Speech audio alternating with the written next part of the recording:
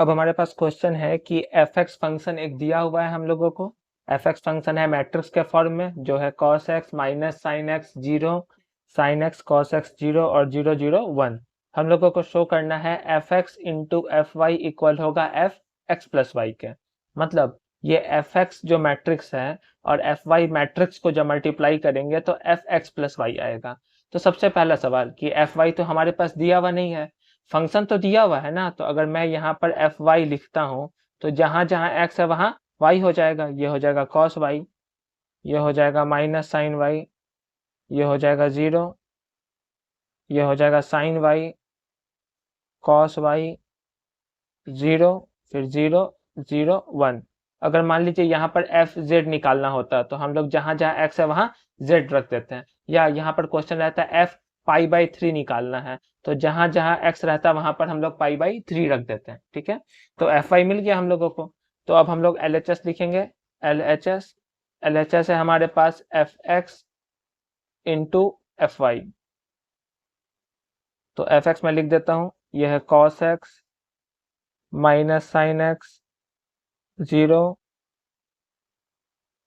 Sign x cos x zero, zero zero one. और f y हम लोगों ने निकाला है, यह है cos y minus sine y zero,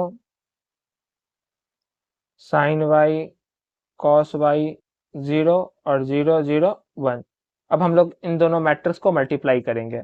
तो पहले चेक कर लेते हैं क्या ये दो मैट्रिक्स मल्टीप्लाई होंगे। तो पहले मैट्रिक्स में नंबर ऑफ कॉलम देखते हैं जो कि 3 है। दूसरे मैट्रिक्स में नंबर ऑफ रोज देखेंगे जो कि 3 है। पहले मैट्रिक्स में नंबर ऑफ कॉलम दूसरे मैट्रिक्स के नंबर ऑफ रोज के इक्वल है, तो ये दोनों मैट्रिक्स आपस में मल्टीप्लाई हो सकता है।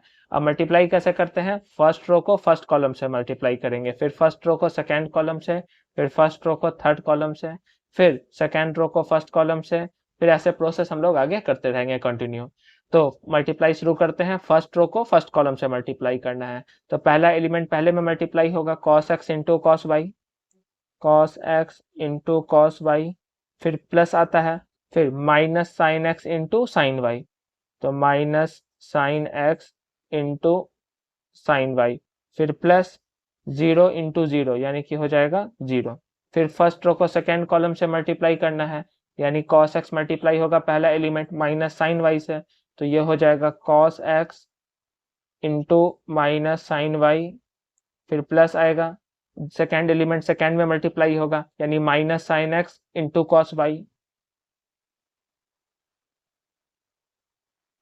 और फिर थर्ड एलिमेंट जीरो जीरो से मल्टीप्लाई होगा तो प्लस जीरो ही रहेगा। ठीक है ना, फिर फर्स्ट रो को थर्ड कॉलम से मल्टीप्लाई करना है तो cos x into zero, cos x zero हो जाएगा, minus sine x into zero, तो माइनस जीरो, और फिर प्लस जीरो इंटू वन यानी कि जीरो। तो फर्स्ट रो तीनों कॉलम से मल्टीप्लाई हो गया, तो फर्स्ट रो का काम यहाँ पे खत्म होता है। अब हम लोग सेकेंड रो को तीनों कॉलम से मल्टीप्लाई करेंगे एक एक करके। तो सेकेंड रो को फर्स्ट कॉलम से मल्टीप्लाई करेंगे तो पहला एलिमेंट पहले में मल्टीप्लाई होगा, यानी sine x into cos y, sine x into cos y, फिर plus cos x into sine y, plus zero into zero यानी कि जीरो। फिर सेकेंड रो को सेकेंड कॉलम से मल्टीप्लाई करेंगे, sine x into minus sine y, plus cos x into cos y, plus third element zero into zero यानी कि zero. फिर second row को थर्ड कॉलम से मल्टीप्लाई करेंगे तो sign x into zero zero हो जाएगा, plus cos x into zero, फिर प्लस जीरो हो जाएगा, प्लस जीरो इंटू वन यानी कि जीरो हो जाएगा। अब थर्ड रो से फर्स्ट कॉलम में मल्टीप्लाई करेंगे, zero into cos y zero, plus zero into sine y zero, plus one into zero zero. फिर थर्ड रो को सेकेंड कॉलम से मल्टीप्लाई करेंगे, zero into minus sine y, तो मैं minus zero लिख देता हूँ, फिर plus zero into cos y zero, फिर plus one into zero zero. फिर थर्ड रो को थर्ड कॉलम से मल्टीप्लाई करेंगे, zero into zero zero, plus zero into zero zero, plus one into one one. यहाँ पर लास्ट में one आता है, ये ध्यान रखना है हम लोगों को। ठीक है, तो अब हम लोग सॉल्व करते हैं। Cos x into cos y और ये प्लस माइनस माइनस हो जाएगा, ये भी प्लस है तो फिर माइनस इंटू प्लस माइनस ही होने वाला है, sine x into sine y. यहाँ पर हो जाएगा minus cos x into sine y minus sine x into cos y, और फिर प्लस जीरो है जो जीरो ऐड भी हो गया तो कोई दिक्कत नहीं है, ये सब मिलकर जीरो ही हो जाएगा। ये हो गया sine x into cos y plus cos x into sine y, और यहाँ पर फिर प्लस माइनस माइनस हो जाएगा, sine x into sine y plus cos x into cos y, और यहाँ फिर जीरो, फिर यहाँ जीरो, यहाँ जीरो, यहाँ वन। ठीक है, अब हम लोग फिर से इसको ध्यान से देखेंगे। यहाँ पर मुझे एक फॉर्मूला नजर आ रहा है, cos x into cos y minus sine x into sine y, जो होता है कॉस एक्स प्लस वाई। अगर यहाँ हम लोग माइनस कॉमन ले लें पहले, तो ये फॉर्मूला बन जाएगा किसका, देखिए माइनस कॉमन लेके पहले मैं इस टर्म को लिख रहा हूँ, ये हो जाएगा sine x into cos y plus cos x into sine Y.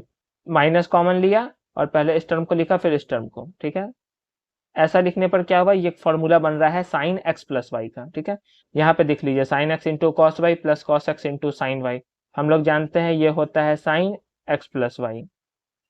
इसी तरह यहाँ पहले मैं इस टर्म को लिख देता हूँ, cos x into cos y minus sine x into sine y, और ये जीरो, ये जीरो, ये जीरो, ये वन।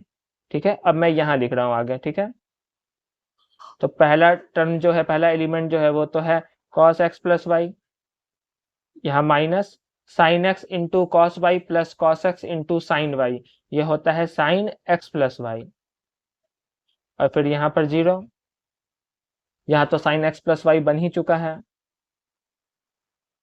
अब यहाँ देखिए cos x into cos y minus sine x into sine y, ये फॉर्मूला होता है कॉस एक्स प्लस वाई का। यहाँ तो जीरो है, फिर जीरो जीरो वन।